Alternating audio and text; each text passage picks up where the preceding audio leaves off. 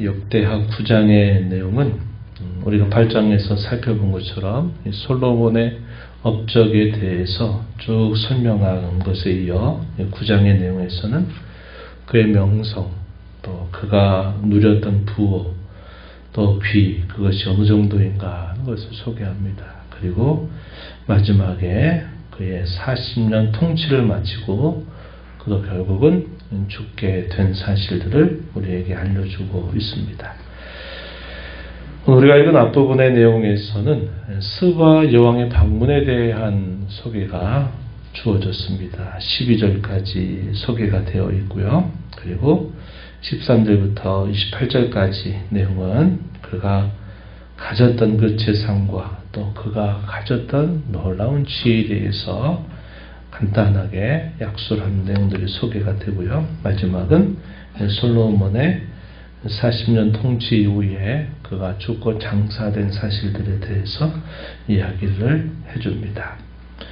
우리가 살펴보면 이스라엘 초대 왕이었던 사울도 40년, 다윗도 또 40년, 그리고 다윗이 아들이었던 이 솔로몬도 역시 40년 통치를 하게 됩니다. 그래서 똑같은 40년 통치를 하고 그들도 역시 결국 죽게 되는데, 이 40년 통치 같은 40년이긴 하지만 그들의 삶의 모습은 많이 다르게 묘사되고 있는 것을 우리가 보게 됩니다.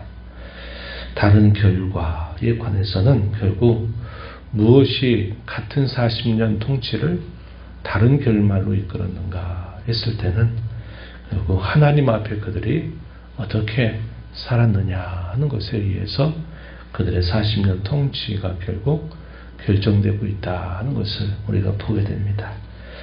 우리 인생살이가 70년, 80년, 90년 우리가 조금씩의 차이를 두고 우리가 똑같은 인생을 살아가지만 우리 인생을 두고 남기는 결과에 관해서는 또 각자의 다른 모습을 나타나게 될 거죠. 그러한 삶의 중요한 결정선은 다른 어떤 것에 있는 것이 아니라 우리에게 생명을 주시고 또 우리의 인생의 주권자가 되신 하나님 앞에 우리가 어떻게 살아가느냐 하는 것이 결국 서로 다른 삶의 결말을 가져다 준다 하는 것을 우리가 알게 됩니다. 그래서 우리가 남은 삶 속에 하나님을 어떤 분으로 알고 그분을 어떻게 섬기느냐 하는 것은 항상 우리에게 남겨져 있는 가장 중요한 인생의 과제다. 이렇게 우리가 여기고 이것을 잘 풀어가는 것이 대단히 중요함을 우리가 배우게 됩니다. 먼저 이 스바 여왕이 방문한 내용들이 기록이 됩니다. 그가 왕으로 있는 동안에 이 솔로몬의 명성이 자신 있는 그곳에도 그 명성이 알려지게 되면서 이 스바 여왕이 사절단을 꾸며서 이 솔로몬을 방문하게 됩니다. 그가들은 과연 소문이 과연 정말 맞는가 하는 그런 궁금증을 가지고 많은 여러 가지 질문들을 갖고서 또 예물을 가지고서 이스라엘을 방문하게 된 것입니다. 예루살렘에 도착했어요. 그리고 이 스바 여왕과 솔몬 왕이 여러 가지 많은 대화를 나눕니다. 그리고 나서 이 스바 여왕이 한 말, 5절 이하에 보면은 이렇게 소개가 되고 있습니다. 5절에 보면 내가 내 나라에서 당신의 행위와 당신의 지혜에 대하여 들은 소문이 진실하도다. 소문이 거짓이 아니었다. 진실했다. 이렇게 말합니다. 6절에 내가 생각해서 이제 와서 내가 생각했던 것보다 이제 와서 당신과 대화를 나눠보니까 당신의 지혜가 크다 한 말이 훨씬 더 진실하다, 더 크다 하는 사실을 그가 고백하게 됩니다. 자신이 들은 소문보다 훨씬 더 당신은 참으로 지혜롭다라는 말을 건네주게 됩니다. 그러면서 그 다음 말 우리가 좀 주의 깊게 살펴볼 표현이 됩니다. 6절 그 부분에 가서 보면 7절부터입니다. 7절에 보면 복되도다 당신의 사람들이여 복되도다 당신의 이 신하들이여 항상 당신 앞에 서서 당신의 지혜를 들음이로다. 당신의 사람들, 당신의 신하들, 당신의 백성과 모든 신하들은 참 복이 있다 이렇게 말합니다. 당신의 입으로부터 나오는 그 지혜를 항상 들을 수 있는 것이 참 복된 일이다 이렇게 표현하면서 8절에 보면 당신 하나님 여호와를 송축할지로다 하나님이 당신을 기뻐하시고 그 자리에 올리사 당신 하나님 여호와를 위하여 왕이 되게 하셨도다. 솔로몬의 많은 대화 속에서 아마 스바 여왕이 알게 된 사실이 바로 이 사실이었다는 거죠. 아마도 나누었던 대화 속에 솔로몬이 이런 말을 분명히 건넸을 것이다. 이렇게 우리가 생각할 수 있는 부분입니다. 그런 말을 듣고서 이 스바 여왕이 한 말이 바로 당신의 하나님 여호와를 송축할지로다. 여호와 하나님을 송축합니다. 그러면서 당신이 섬기는 하나님이 당신을 기뻐하셔서 그 자리에 올리셨다. 그리고 당신 하나님 여호와를 위하여 왕이 되게 하셨도다. 하나님이 당신의 백성을 사랑하셔서 영원히 경고하게 하시려고 당신을 세워서 정의와 공의를 행하게 하셨다. 이렇게 말합니다. 이 표현이 중요한 표현이 됩니다. 당신 하나님 여호와를 위하여 왕이 되게 하셨도다. 단순히 그가 세상의 모든 왕들과 일반적으로 비교해서 그 지혜가 출중하고 그 지식이 뛰어나고 또 그가 세상의 어떤 왕들보다 많은 부하기를 누렸다 하는 것 자체에 모든 것을 칭송하기보다는 스바 여왕은 당신의 하나님 여호와를 위하여 당신을 왕으로 세우셨고 당신을 통해서 정의와 공의를 행하게 하셨다. 이렇게 말합니다.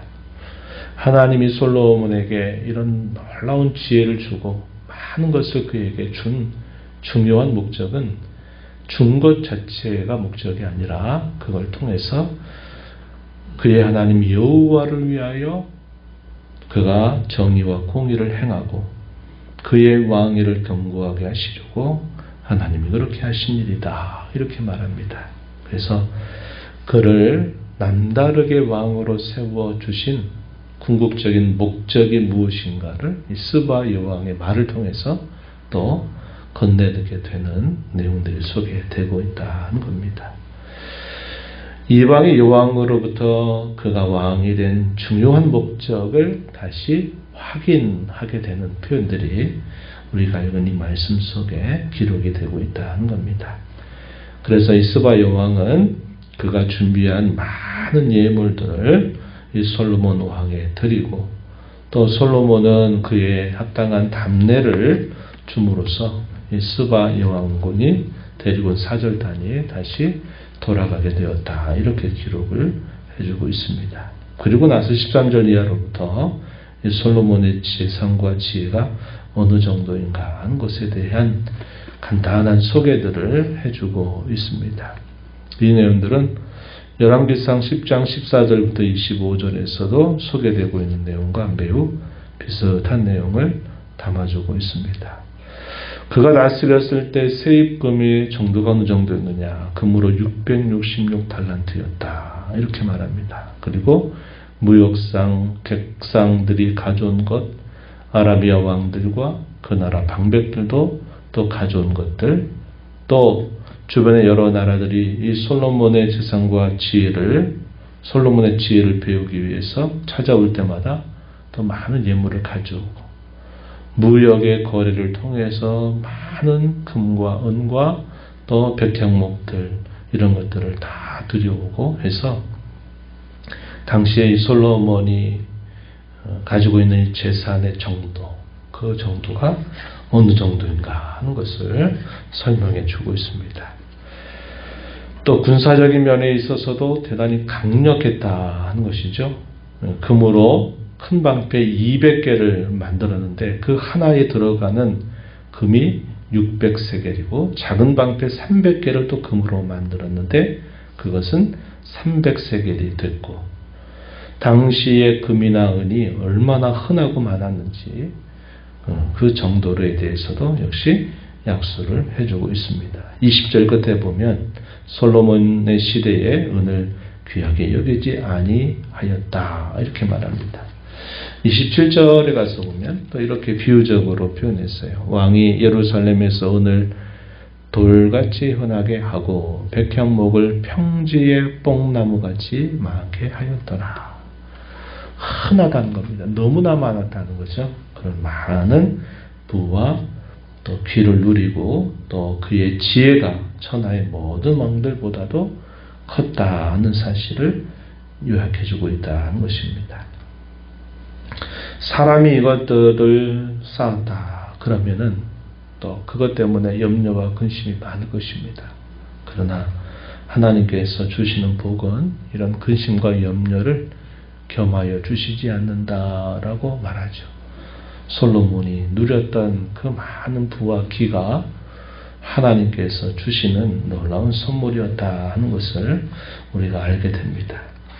그러나 이 모든 것들도 결국은 목적이 아니었다는 거죠. 수와 요왕이 말한 것처럼 그것은 그 왕에게 남다르게 주신 선물이요 또 복이지만 결국 그 궁극적인 목적은 이스라엘을 위하여 또 그의 하나님 여호와를 위하여 하나님께서 주신 것이다 라고 말했던 것처럼 그 모든 것들은 다 수단이었다 하는 사실을 우리가 알 수 있습니다.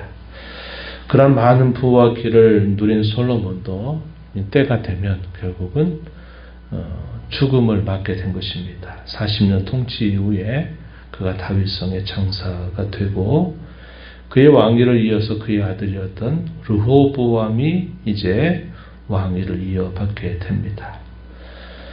이 역대기에선 솔로몬 왕의 실책에 대한 이야기는 생략했습니다. 당시에 그 다윗의 왕권에 대한 정통성을 강조하려고 하다 보니까 그의 실책, 이방 여인을 들여옴으로 인해서 또 우상 숭배에 빠지고 또 우리가 솔로몬이 또 방황하고 죄 가운데 빠졌던 그런 일들에 대해서는 싹 생략을 했습니다. 그리고 그의 왕위를 이어서 르호보암이 왕이 될 때 그의 나라는 두 나라로 분열되는 일들이 있게 된 것에 관해서 우리가 알 수 있죠. 그래서 그런 것들도 결국 솔로몬의 실책에 의한 그런 결과였다는 것을 우리가 알 수 있는 부분입니다. 오늘 우리가 이러한 내용들을 보면서 부와 기, 이것은 우리 인생의 목적이 아니라 그것은 우리 인생의 하나의 수단이다 하는 사실을 우리가 다시 배웁니다. 세상 사람들은 얼마나 그가 많은 것을 소유하느냐, 얼마나 많은 것을 받았느냐, 그의 인생의 지위, 그가 가지고 있는 재물, 이런 것들에 그 사람에 대한 성공 여부를 판단할지 모르지만 성경의 관점은 그와 다릅니다. 성경은 그가 인생을 살면서 과연 무엇을 남겼느냐 하는 것을 아주 중요한 관점으로 우리에게 제시해주고 있다고 하는 겁니다. 부와 기는 수단일 뿐이고 우리 인생에 있어서 과연 우리가 하나님께로부터 받은 것을 가지고 무엇을 남기느냐 하는 것이 정말 중요한 우리 인생의 관심사가 되어야 한다 하는 것을 우리가 오늘 이 말씀을 통해서 배우게 된 것입니다. 이 모든 걸 누려본 솔로몬은 전도서를 통해서 우리에게 뭘 가르쳐 줍니까? 모든 것이 어때다 라고 말했던 솔로몬은 참 가치 있는 것을 소개하기를 하나님을 경외하는 것, 그리고 하나님께서 주시는 복을 그의 인생 가운데 살면서 즐거워하고 기뻐하는 것보다 더 좋은 것이 없다라고 우리에게 가르쳐 주고 있습니다. 많은 지혜와 지식과 부와 귀, 그것이 우리 인생의 결정적인 것이다. 이렇게 그는 말하지 않았습니다. 그가 누려본 모든 것들을 그가 다 정리하여 결론에서 우리에게 가르치는 것이 하나님을 경외한 것이다. 하나님이 인생 가운데 주신 것으로 기뻐하고 감사하면서 누리고 사는 것이다 라고 우리에게 가르쳐주고 있습니다. 예수님께서는 이 솔로몬이 누렸던 이 부와 기와 영광에 대하여 뭐라고 말씀하셨습니까? 우리가 잘 아는 것처럼 마태복음에서 솔로몬의 모든 영광이 들의 백합화보다도 못하다 이렇게 말씀하셨습니다.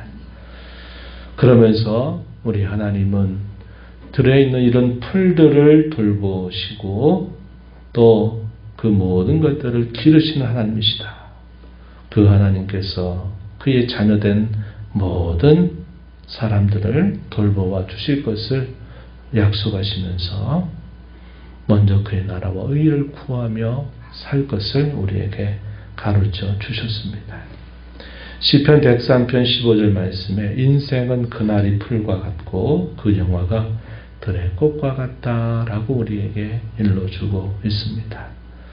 솔로몬이 한 시대뿐만 아니라 모든 시대에 그와 같은 지혜와 부하기를 누린 왕이 없었다 하더라도 들에 있는 백합 하나 이 들풀과 비교했을 때 그보다 못하다고 예수님 말씀하신 것입니다.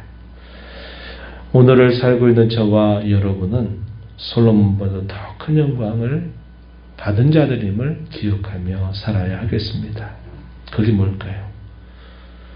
우리가 이 땅에서 구원을 받아서 영생을 가지고 살고 있다고 하는 것, 우리가 이 놀라운 믿음이라고 하는 선물을 가지고 이 믿음으로 우리가 일상을 매일매일 살아가고 있다고 하는 것, 이것은 솔로몬이 받은 지혜와 부귀보다도 더 큰 복이다 하는 사실을 우리가 늘 기억하면서 살아야 되겠습니다.